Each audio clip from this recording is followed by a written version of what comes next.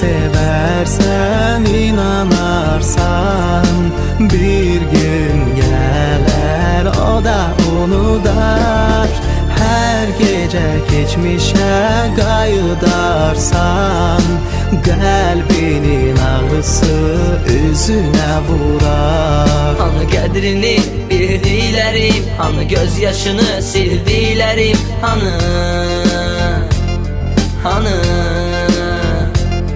Hanı illərdi güvəndilərim, hanı ürəkdən sevdilərim, hanı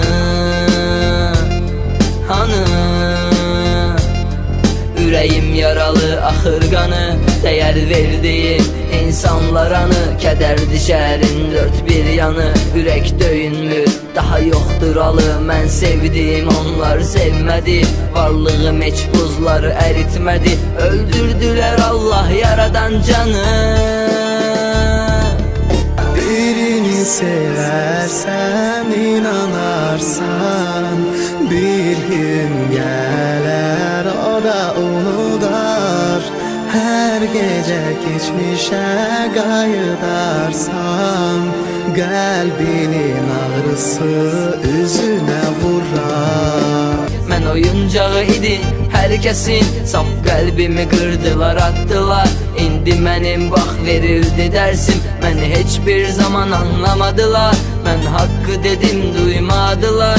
Mən gecələri yatmadım, ağladım, onlar öz kefində oldular. Mən ürəkdə arzumu saxladım, onlar oğrayıb apardılar. Mən ümidimi kənara atmadım, onlar şeytana tez uydular. Mən ürəyimi replərə boşaltdım, bəlkə də peşman oldular. Bitsin hər gün özümə verdiyim bu cavabsız suallar. Birini seversen, inanarsan, bir gün gelir o da unutar.